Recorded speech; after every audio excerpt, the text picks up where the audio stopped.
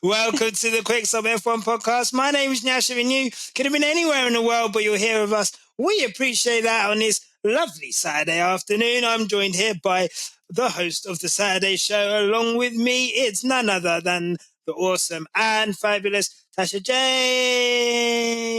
Clappity clap, clap, clap, clap, clap, clap. Hello. Clap. Clap. Clap, clap. How's it going? How you doing? Whew, good. Question mark? Yeah, doing pretty good. That was very All right. Okay. Yeah. Exclamation mark in the brackets. Right. Yeah, no, I get it. And look, I'm sure your mood has probably not been lifted by not the most exciting Belgian Grand Prix qualifying session. You always wonder, with the rain, what will we get? Will there be thrills? Will there be spills? Of which there were neither in this session. Everyone was very well behaved. Oscar Piastri, flowing with the gravel as he always does, was about the peak of excitement in that. But nonetheless, we will get into that. But before we get into that, make sure to hit that like and subscribe button. Thank you to all the new subscribers. Really appreciate that. As we push towards 5,000, I think we had like 250 new subscribers in like the last month, which is like ridiculous. Wow. So thank you so much to all of you. And of course, if you're listening on Spotify, leave us a 5-star review. If you're on Apple, leave us a review. And of course, the Patreon's there for an ad-free stream. And of course, as well, love you guys commenting down below. Love getting into those discussions, whether you agree or don't agree. But I'll just ask you to be polite, because if you're not polite to me, I won't be polite back. I enjoy that. Like, I literally enjoy it, not being polite to some of you. You said, make my day. Please, try I me. wish a nigga would. I wish a nigga would. That's where I live. Wish a nigga would. Boulevard. Number 1.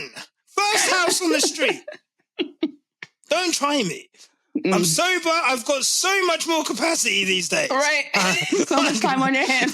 Like before, I was letting the world pass me by. Now, I'm agitated by anything. You're present, yeah. Very much present. So, Tasha, yes. What we have witnessed was what we seem to witness quite a lot at Spa, which is Max Verstappen will take an engine penalty, and despite that, he will absolutely dominate the field. We thought maybe after FP2, McLaren did seem to be really quick in the dry, and obviously those are conditions that we'll have tomorrow. But in the wet and in the rain, he was, in a field of his own, I guess. Thoughts on what looked like a very dominating drive, and I guess what I'll ask is, given the conditions will be different tomorrow, do you think that from 11th place, Max will be able to get the race victory? I think it's definitely a possibility. I feel like it looks like the RB20 that we once knew and loved this past year. So it definitely seems like, depending on, I think, the other rate, the way that the race is going to go for some of the teams ahead, I think the McLarens still have a shot as well. But like we talked about all the time, like it's their strategy. It's sometimes the pressure moments for the drivers so I think it's a possibility, but I definitely feel like there's lots of, variables as always, to how this might play out. Yeah. There are, aren't there? I mean, you've got a track where that first corner, you don't know what's going to happen into that first corner. Yeah. You've got the pinch point at the hairpin, and obviously you've got the run up to Eau Rouge, the slipstreaming that goes on, and we've seen going into the chicane after that, incident. Lewis Hamilton having an incident there with Fernando Alonso. It can get hairy. So who knows what the conditions are? There could be a safety car as soon as the race starts, which could bring him in. But on pure pace, you would be quite hesitant to bet against him. I guess the only, the only thing that would make me not 100% think that he's going to run riot tomorrow is the fact that McLaren did seem quick in the dry yesterday. Right. But again, to your counter, on top of that, we don't know how McLaren are going to handle their two drivers in that position. So, honestly and truly, we don't know. But I guess what I will say is sometimes where you are critical of someone and where you point out the things they do wrong, you should also point out the things they do right. So, I guess what I'll say is Max Verstappen today. Oh, my mic. What were you saying? I can't hear you. Can you? Oh no, but I was saying like Max Verstappen, like really. And I just think for me, he's like. And I think that's what I've got to say on that, to be honest. And I think, we should really, well said. I think sometimes you got to put your pride to the side, you know. And really, as Cameron says, I'm only here to acknowledge sporting greatness, and Max Verstappen did today was. And that's really, I think that's what I'm.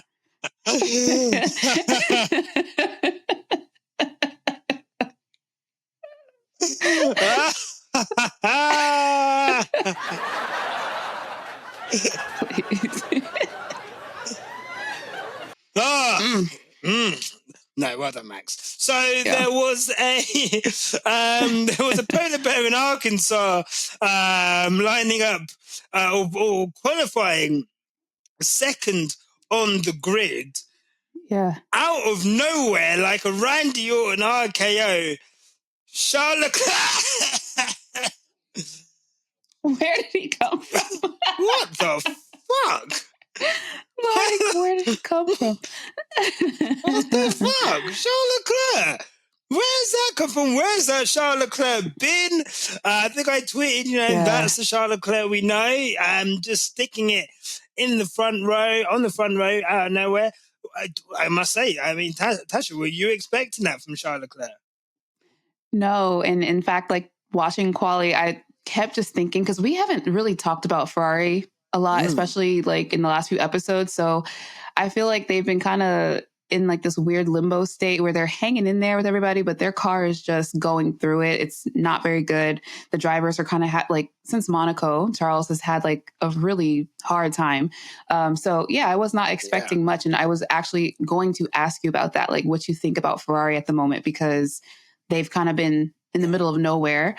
And then Charles puts it on P2. And so I'm like, okay, so he definitely saw that this was his moment, that he could actually start pole tomorrow. So he really, he did what he needed to do. But yeah, it's been a weird few races for them, or like string of races for Ferrari.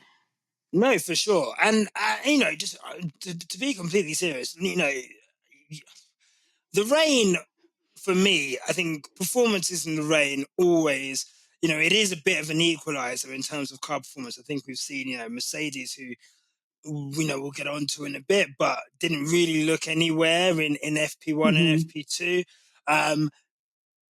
But Lewis is able to, nearly get that second place, and wasn't too far off.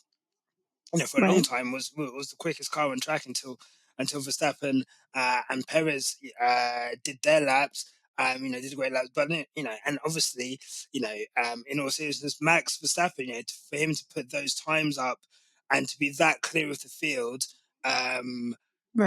given the conditions, it really was an incredible performance. And I think for me, what really impressed me about the Charles Leclerc performance this weekend was. Today was just like how out of nowhere and out of sync it was with the relative performance of the car. I think what was interesting to see was we saw Carlos Sainz absolutely wrestle with that car. It looked like he was trying to pick up an eel with that steering wheel. The way the car was oversteering into every single corner.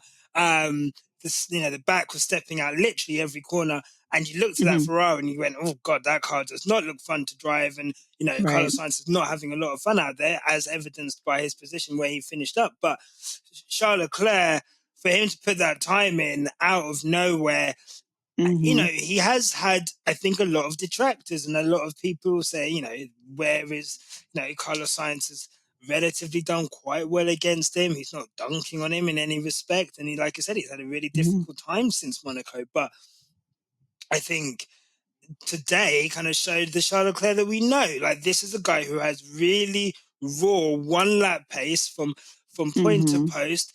He is one of the quickest guys on the grid, and I was really happy for him. I think what was surprising was he didn't even expect to be there. Right. Like, you know, I've never seen someone so subdued to put in. Man blacked out with that lap in. Like, oh, I don't know what happened there. Where was I? Whoa, the fuck. I did that? Oh, okay. Yeah. Yeah. Yes, I did. Nice. Yes, I did do that. Yeah, right. I meant to do that. Yeah. Always knew I had that. So yeah, no, I'm really, I'm happy for him, and I think that's a really good starting position in theory. But I guess I'll ask you this now: if you're a betting man or a betting lady, do you think that by the end of lap 1, Charles Leclerc will still be in first place? No.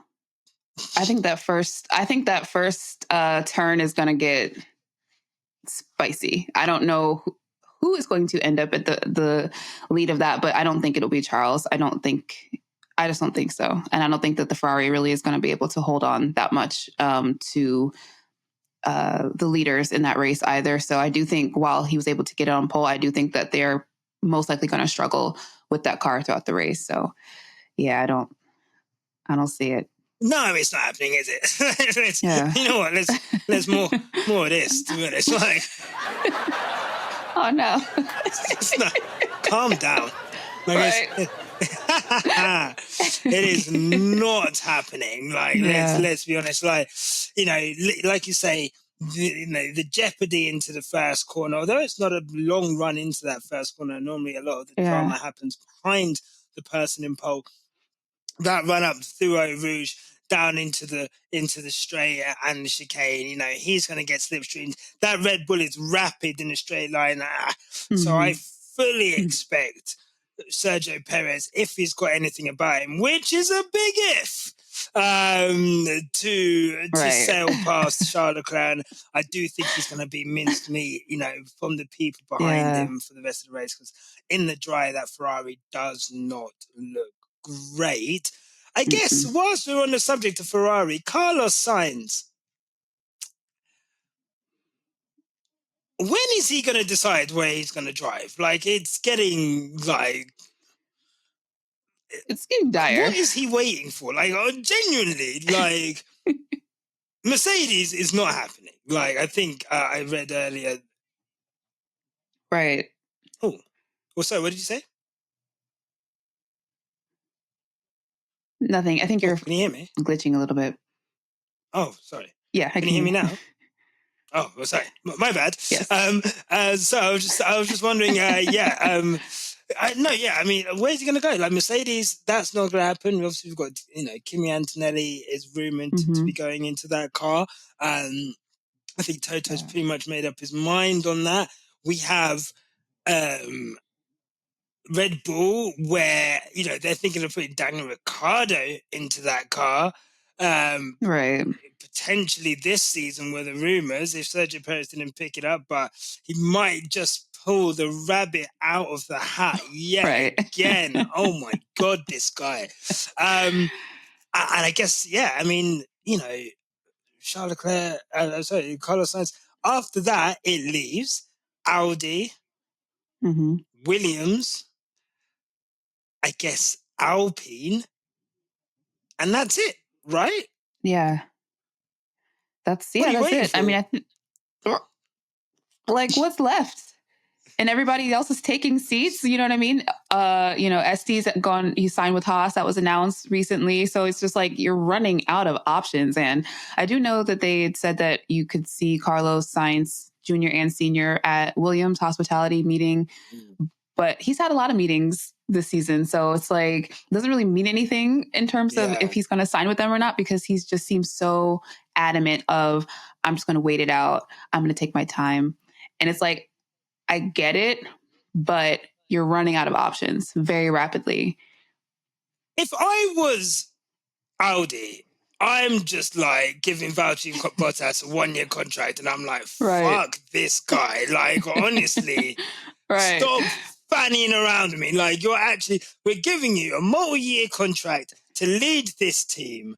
Yes, you might not be fighting at the front, but the options that you have, you're not fighting near the front anyway. Regardless. Yeah. Like, those options are gone, brother. That time is done. Finished. You're done. Yeah. Like, you're right. Like, please, honestly, stop. Like, the absolute, I half respect it. You know, I remember me and you sat here like, Carlos Sainz knows his worth, you know. He's there with the Instagram captions. Know like, your worth and add tax, yeah. Yeah, exactly. You know, like, if he wanted to, he would. Ladies don't settle for less. Like I get it. But also, you're now turning into the girl that I'm texting, and I'm like, are we going to meet up? And she's like, yeah, sure. And then, you know... Yeah. No, I'm washing my hair tonight, though. What about next week? Yeah, exactly. Oh, you're going to hate me. Oh, my housemate's throwing up. I can't come round. Like... Gotta walk my cat. Yeah. Like, Carlitos, like, hombre. Hermano, girl please. bossing too close to the sun. Yeah, it's a little... It's a high risk, high reward situation right now. Yeah. But I guess on the flip side, we have Sergio Perez. Oh my God.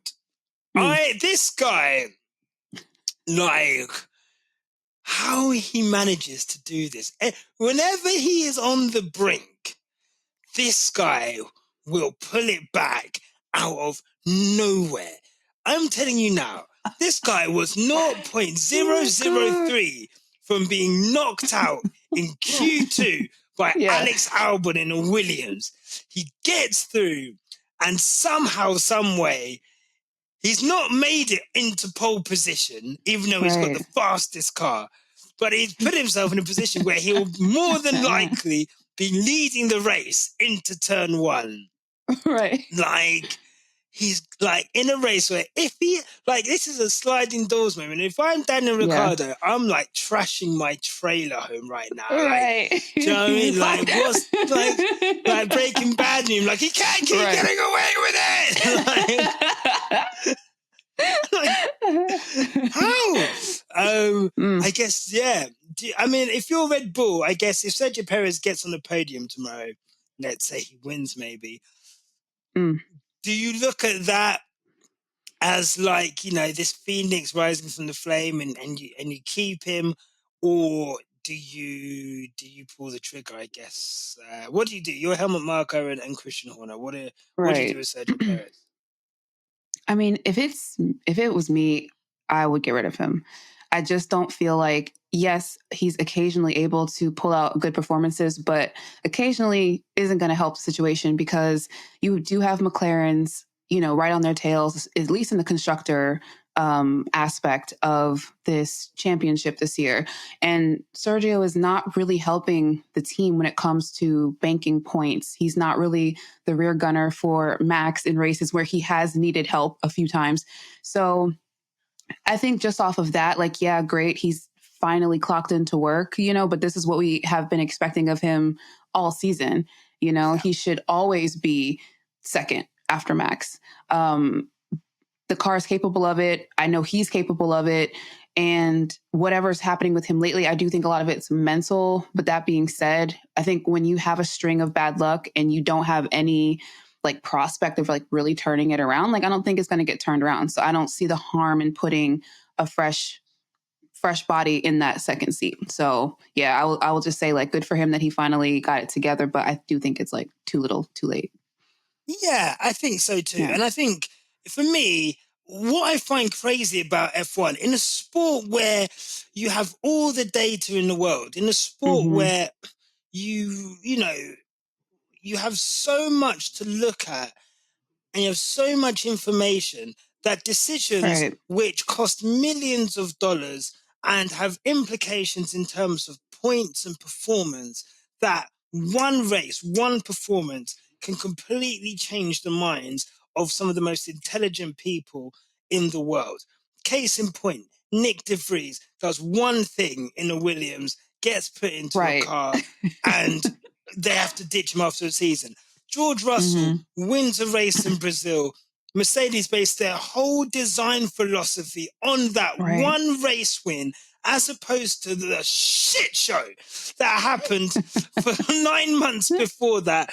And then it cost them another year in development. Red Bull, again, like, if they're to keep Sergio Perez after one race where he's done okay, I find it incredible that you're not taking the last 2.5 years, really, of what he's actually done, which has been really subpar. Right.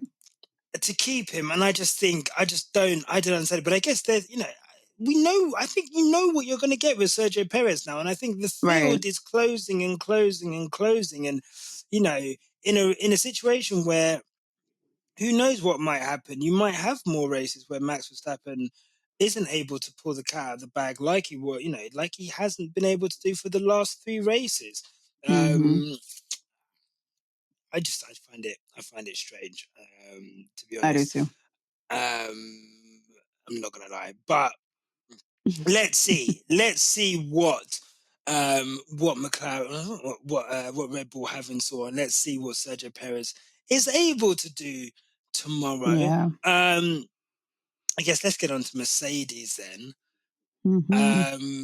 Lewis Hamilton qualifying in 4th, but obviously will be in 3rd.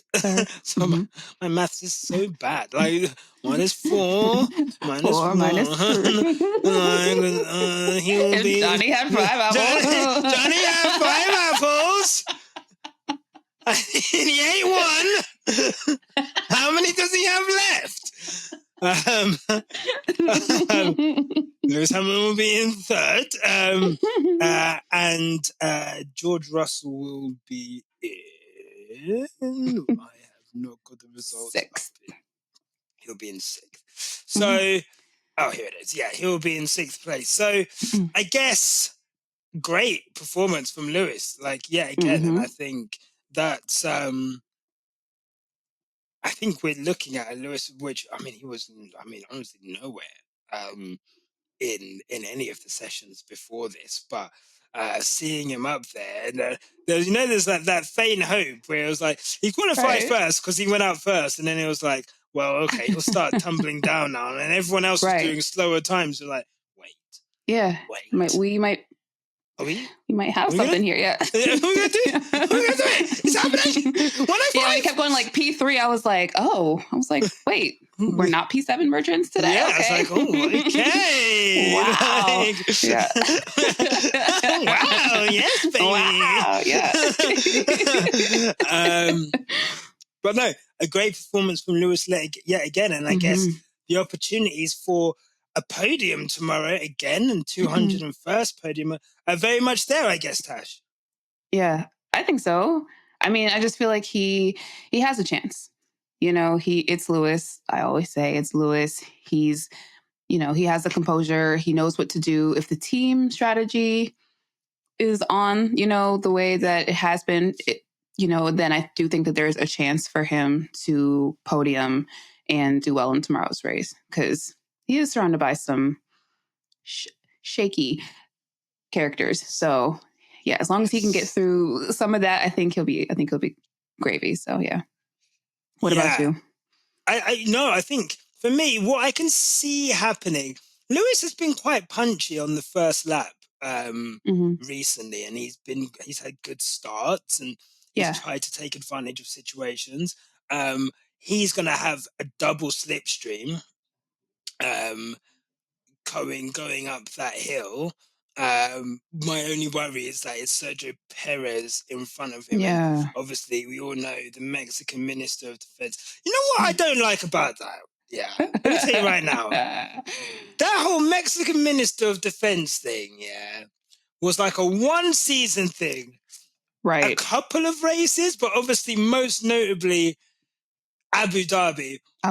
Yeah. I'm sorry, some of that defense was absolutely ridiculous in terms of legality. Right. But we all know that was an absolute circus show that day. And it was a circus season in terms of driver standards. Like some of the stuff he done, he could not get away with today. But fine, whatever. Well done to Checo. Right. I do not trust Checo with his job on the line to act accordingly if Lewis tries to go around the outside of him at some point. Right. What I do worry about, though, is even if he has a slipstream on Perez, Perez is going to have a slipstream on Charles, and he's obviously going to come out and try and overtake Charles Leclerc. So what I can imagine happening is Lewis holding station, going into that, depending on who's behind him, and obviously he has Piastri behind him, or Norris behind him, and obviously, Norris is going to be on attack, and that McLaren is very quick. So I think what's key for Lewis is keeping Norris behind, not having an accident, and then I think how quick can they jump Charles Leclerc, I think is going to be key to this race, and key to, how long then is Lewis able to keep Lando Norris behind him? And I think that's where we'll see the race pan out. Lewis is in between a rock and a hard place, I think, with Perez and Norris in that. I don't think he's going to be quicker than Perez, but it'll be interesting to see. Perez hasn't been at the front in a long time, these podiums for a long time, so we don't actually know like the pace of him compared to Verstappen, and like how quick is Perez? So how is he going to be quicker than Perez? I don't know. Is he going to be quicker than Norris? I don't know. Those are two of the podium places there. Then it really is the race to Max Verstappen, and I think it will be interesting how Mercedes manage that race. If there's a point where they realize Lando Norris is up the road, Perez is up the road, really, and then Piastri as well. We just don't know what the pace is. So I think that's going to be the real thing. But I think the fact that that he's up there, giving himself a chance is the real thing. And I guess not many people are starting to talk about their qualifying head to head as much anymore. I see. But I don't see that. The conversation kind of died out a little bit somehow. Fascinating. Funny. Oh. Interesting. Because normally they just read it out every race. They would bring it out. 8-2. Yeah, right. But is this your goat? yeah, right. People were like, George Russell is washing Hamilton. And I literally said to people, I was like, qualifying you're talking about, right? Like they're not that far apart in the championship. Like we're talking about practice here. I'm sorry. I'm not going to get caught up in someone talking about qualifying head-to-heads whatsoever, because that is not enjoying. It's not enjoying. We did in championship points, okay? Championship points is what we deal with, not qualifying head-to-heads, guys. This whole Mr. Saturday and nobody thing. wants to have that conversation. Check the Sure. Shall we have the conversation? Check the point differential now. Yeah. Shall we have the conversation? What is the point differential right now, actually? Where are we at? Christopher, bring that up, please. And look, I will say this. Christopher. Jeeves. Jeeves, if you could please, old fella, bring me the points differential. Good man. Good man. I've been saving a nice points differential for an occasion just like this, actually. Let it air out. But we're going to have a conversation about George Russell's performances soon. I'm just saying. Because whenever you're ready. You know what? I'm not going to get into it too much because this is a post-quali pod, and who knows what can happen in a race. I don't want to jinx it. Right. But if you're going to be team leader at Mercedes, if you're going to be the one leading what could be potentially, if they sort out their development, And if the rate of development continues the way it does, potentially a car that is in for a fight of winning a championship next year. Like next year, people don't realize it is all to play for next year. The cars are converging. We could have a 2021 season, end of regulation season, where all the cars converge, even more than they did for that season when we had Red Bull and Mercedes. We could potentially have Red Bull, Mercedes, Ferrari, McLaren, all relatively close next year, where tenths of a second matter in qualifying and the race. If George Russell is not able, and of course, this is recent form, but George Russell is not able over the course of the season to beat Lewis Hamilton on a regular basis. George Russell, in changeable conditions, isn't able to manage tyres, get them in the window, drive in a way that is quicker than Lewis Hamilton. Then a George Russell and Kimi Antonelli driver lineup quickly starts looking a little bit weak in the light. Yeah. Looks a little bit gazy. Yeah. It's giving Williams the Redux. It is. It is. Part deux. Yeah. Part deux. Thank you, good Squire Christopher. It's a 1 point difference. And again, look. From Checo, but 9 points from George. Nine points from George. And look, we know that George had a DNF in Silverstone, so I guess you can look at it like that. I think there was another DNF this season as well, potentially. So we have to take that into account. But again, a championship is a championship, and let me tell you now, context doesn't matter when it's head-to-head quali. Context so it doesn't matter when it's the WTC. Like who cares? Who cares for context, right? 2022, no one cared for that context, right? Even though everyone said Lewis was running there's certain things on the car, and I need a straw.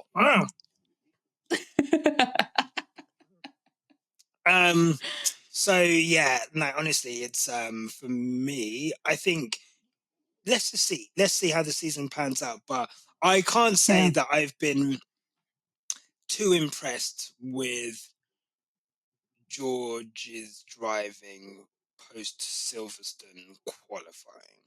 And I think it's not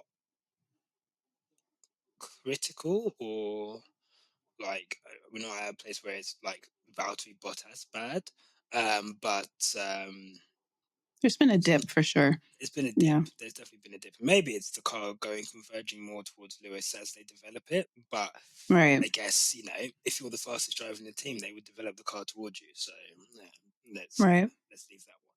Leave that one there. Other notable.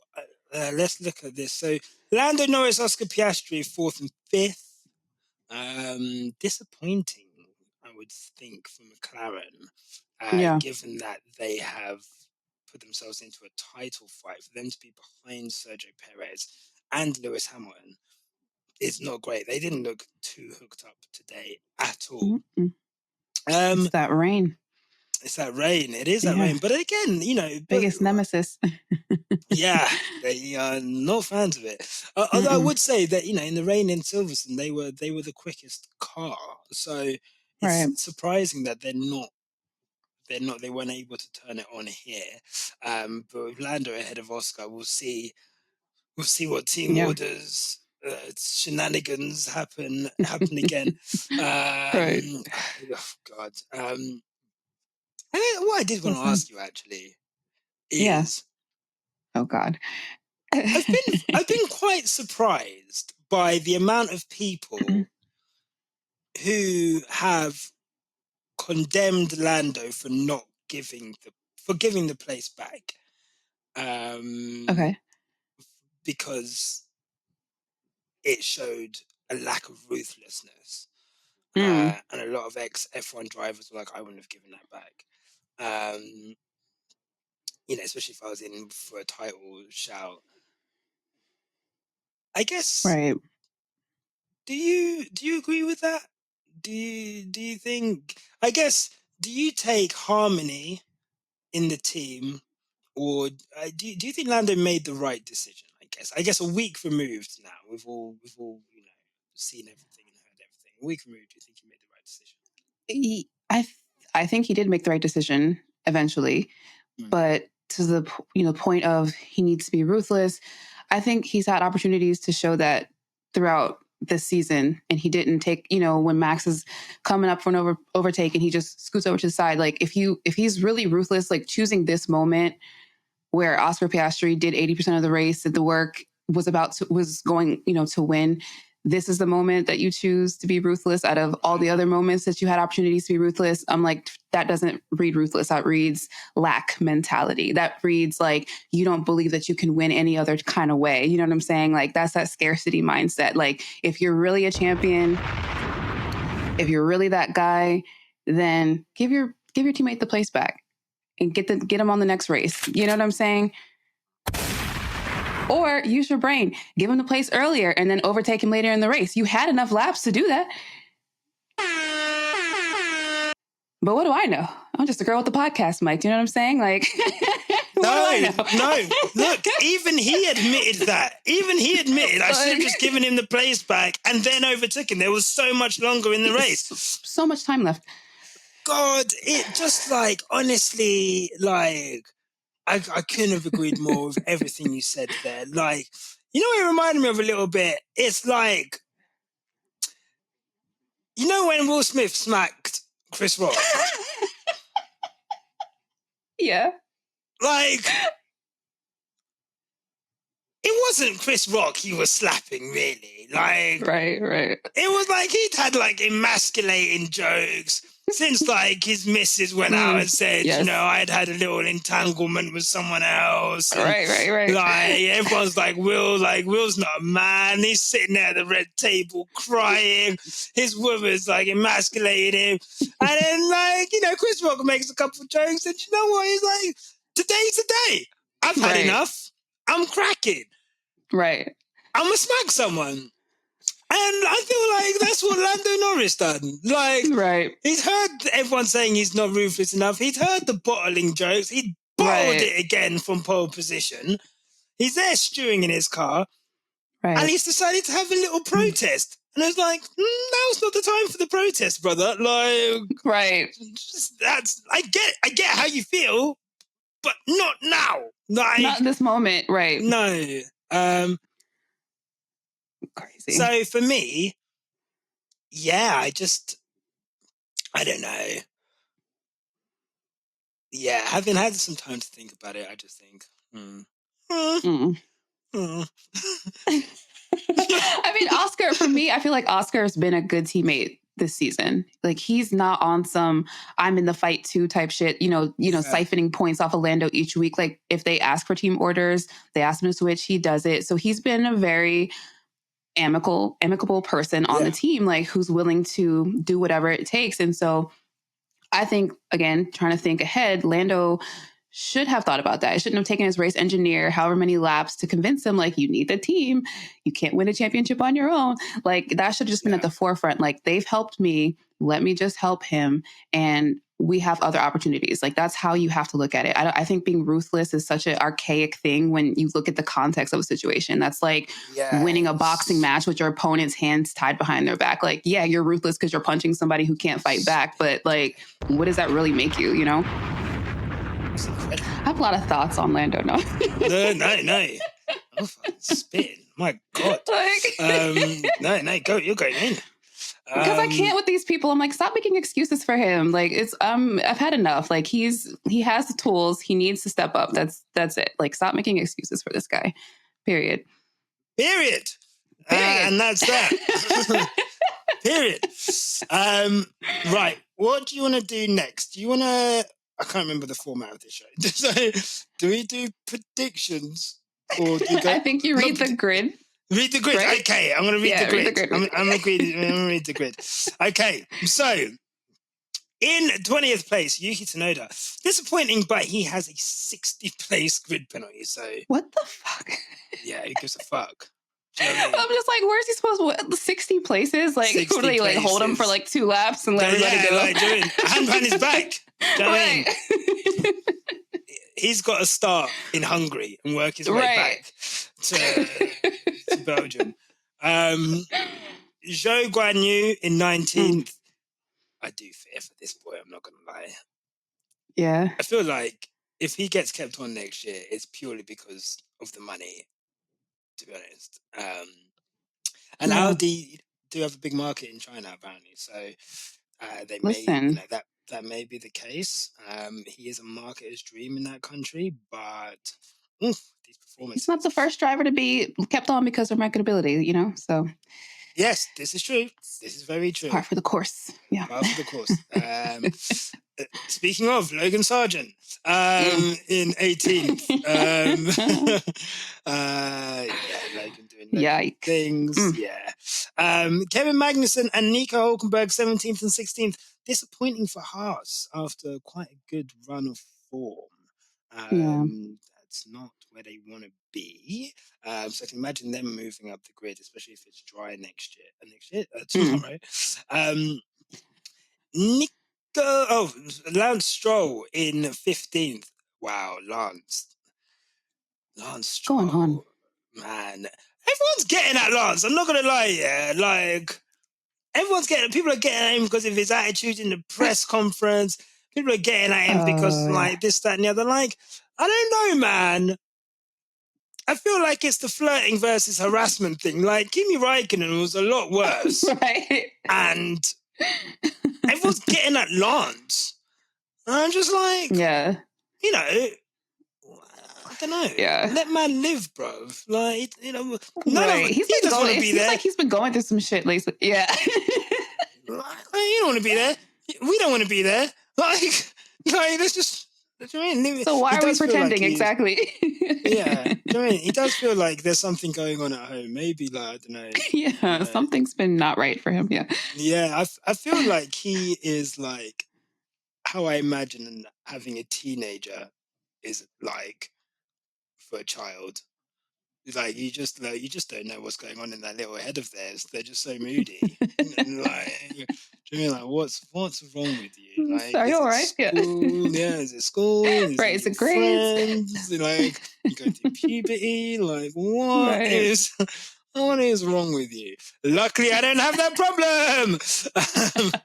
Thank God. Oh my God. Valtteri Bottas, great performance, up in 14th, which was good for Valtteri. Again, Audi could keep him on for next year. Daniel Ricciardo, 13th. Pierre Gasly in 12th. Well done to Pierre. Max Verstappen, Alex Albon, great performance getting that car into Q3. Oh no, he didn't. It was no, he didn't. just record. Just kidding. Yep. Just kidding. It was 0.003 out, so nearly got it in. Close. And so close for Alex Albon. Esti Besti. I do want to talk about Esti Besti. Congratulations on announcing his move to Haas on a multi-year deal. I don't like how they say multi-year deal now because I don't know if that's 2 or 3. Right. I'm assuming 3, but then they say multi. Sometimes it's 2 plus 1 as well. Like, right. I don't know which one. Very ambiguous language. Very ambiguous.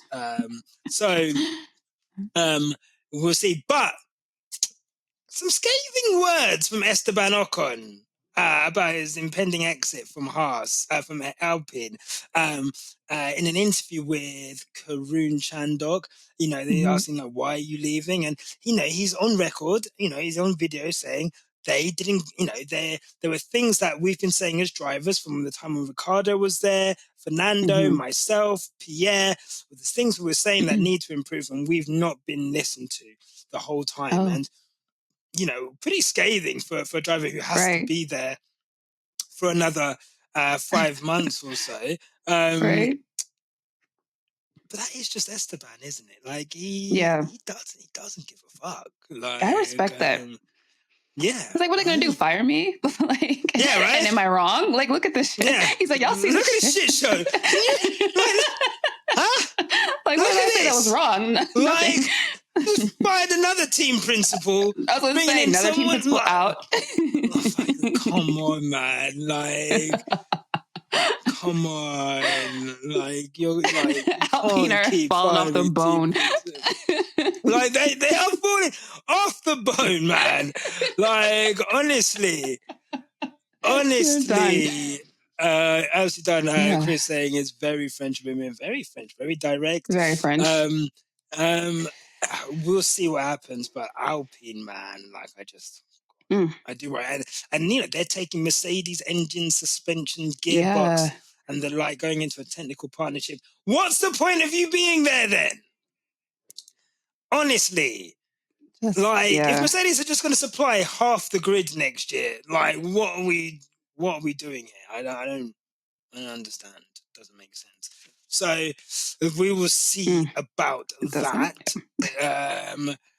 But anyway, well, congratulations to Esti Bestie on securing his future in the sport. Fernando Alonso in 8th, which is an improvement. He's been, you know what, we haven't had, because Lewis has been doing so well, we haven't had the opportunity to talk about what Fernando Alonso has been doing. Because, like, you know, we've been so high on Lewis that we've, like, we've not had to hate as much. We're missing some things. Yeah. Something's slipped through the cracks.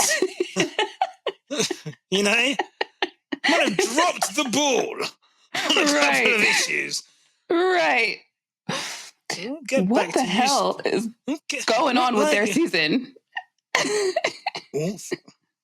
Awful. Like, is everything okay at Aston Martin? No, for real. Like, what has happened? And yeah, Alonso specifically has been doing awful. And his attitude is shitty. Like last race, when everybody was going off on the radio, he said something like we already lost the race to everyone, basically. So this is like the first couple of laps, something like that. He was pissed about something. So he just like gave up. And I'm just like, that's not normal, is it? Yeah. I don't know. It just feels weird. It's not normal. It's not normal. The vibes are very much off. I don't understand what's going on with him. But to be fair, 8th is good. So we won't cook you today. It's a little something, but let's see what happens in the race. Carlos Sainz in 7th, George Russell 6th, Oscar, Lando, Lewis, Sergio, Charles. Tasha, would you like to read out some tweets? Right. So we asked you guys what your thoughts were on the race tomorrow, what predictions you might have. I'm going to go with, I'm going to read Sim at Sim3744. She says, Delulu says 105, but Lewis either DNFs or cooks here, so I will shut the fuck up. Red Bull looks like it'll be a cakewalk for Max to come through the field. Checo being used for the underdog gimmick also now shows how fast that car is here this weekend with this quali. So, yeah, she kind of gave us the whole gambit. This water in my mouth, honestly. Every time I take a sip of this drink, it just goes everywhere. So yes, no, 100% agree with in there. I'm gonna go with Taylor at Sassy Gay Root, which is a nice not a prediction, but a prayer. Lord, please keep those damn papayas where they are. And I can't agree with that more. Amen. To be honest, amen. God is great. Do you have any more? Amani at F1 Amani says, Checo getting passed immediately, Lewis and Charles battling for P1, and then it's all up to whose team fucks up their strategy first. Yes. Yeah. Yeah. Oh God, yeah. It's gonna be, yeah. I'm gonna read out this because it's very random. From Trilbo Swaggins. Hey. This is a mad app. It's so good. It's so good. What do you want me to read? What the fuck? What? You know what, yeah? These fucking ads. This is like them fucking 2013 caps Tumblr language where everyone was replacing vowels with X's and V's, Right. bro. Like, what? I think it's supposed to say Zanny Phantom. It's about Zannies. Of course it is. Fucking hell. Zanny Phantom. He's definitely got a black and white Tumblr of skinny white women smoking cigarettes, topless. That is the aesthetic. Yeah, that's the vibes. With the swag hat, with the swag cap, rib cheek showing, size B, topless tees, cigarette in mouth, black and white. I've seen that Tumblr. Zanny Phantom. Oh my God. What? That is just transporting me. I need to fire out my fucking Tumblr account. Yeah, let's bring Tumblr back, actually. I've never felt so, like, artistic. Like, right. I'm reposting that. I need a good mood board, yeah. Yeah.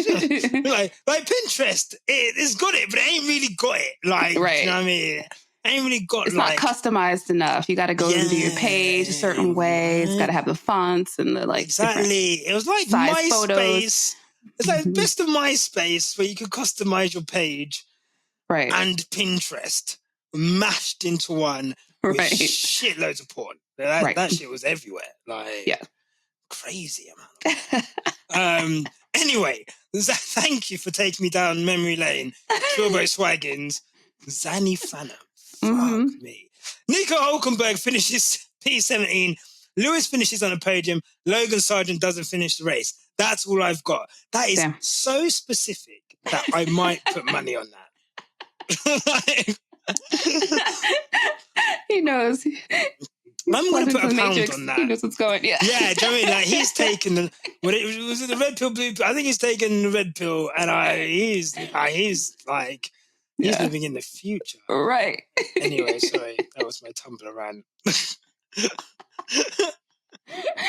Let me go set that up while we're talking about it. Yeah. Do you have one more each? Let's do one more. Let's do Cameron at Liam Cam 4909979991. What the fuck? Guys! Oh my God. I don't understand. Like, you can literally have any name in the world. It's all there for you. I'm surprised you read that out. I would have just been like, that's a bot. I'm not even fucking dealing with that. The fuck? Oh my God. Cameron says it's going to be McLaren 1-2 incoming and dry setup for tomorrow. So yeah, he's thinking it's going to be the papayas.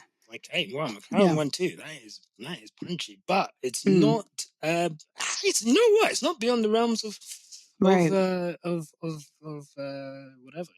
possibilities. I am gonna go with ABA or ABBA, Jojo MHS, who says, I'm just hoping for at least P3 for Lewis. My apologies if I'm mistaken, but I think Lewis and George are running the low drag rear ring, so at least they shouldn't be a sitting duck on the straights, but will have to be crafty in sector 2. And look, it's not, if that is true, then that does bode well for all of us. Right. Let's leave that there. Because I'm going back on Tumblr right now.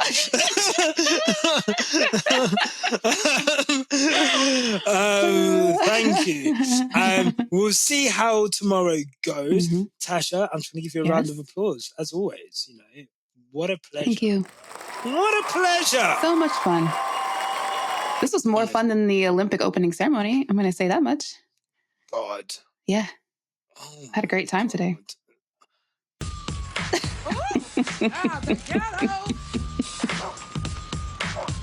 The ghetto.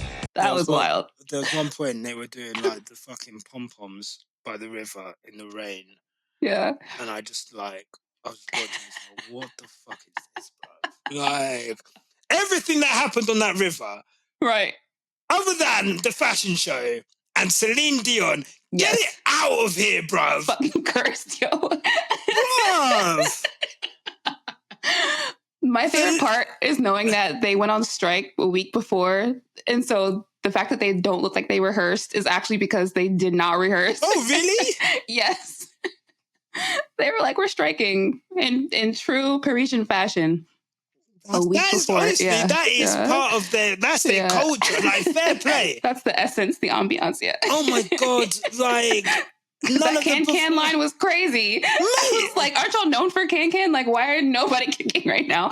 They were like, oh, this is the cast of Moulin Rouge. I was like, bruv. What the fuck? They were just getting any French person to perform at that point. They were like, can you sing? I saw someone fall over in the rain dancing. Oh yeah, one of Lady Gaga's dancers. There was, oh my God, and then justice for Team Mongolia, who didn't get a chance to even show off those fits. Oh my God, I'm so mad for them.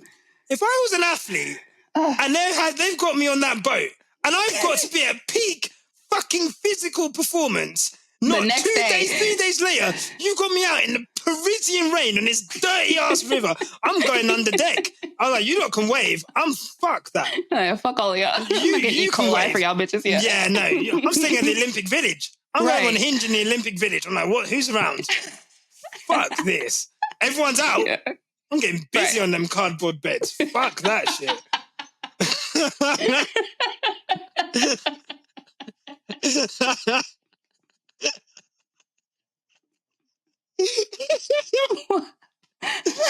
Oh God.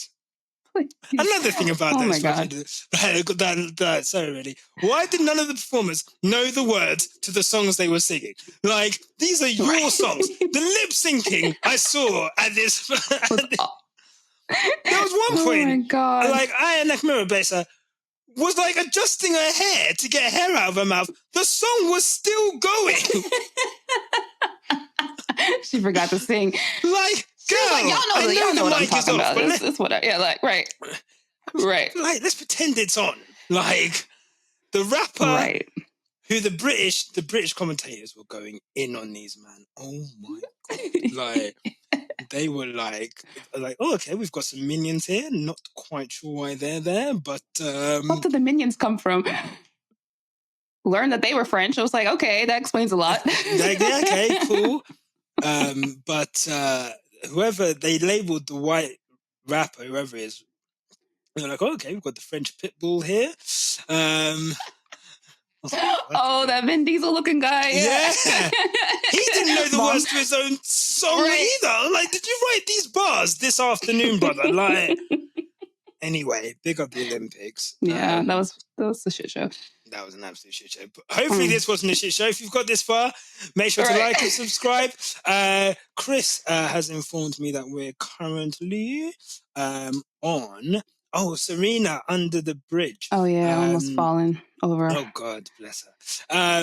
4,334 subs. I really want to try and get 5,000. That's the goal. 5,000, 5K. So yeah, if you are watching you like this, please, the more people subscribe, the more people watch us, the bigger we grow. And it's been awesome to see all the new listeners and people discovering us since we came back. So thank you very much. Obviously, Spotify 5-star review. If you're on Apple, leave us a review, and obviously the Patreon's there for an ad-free streaming. It obviously helps to support the channel. We're an independent platform.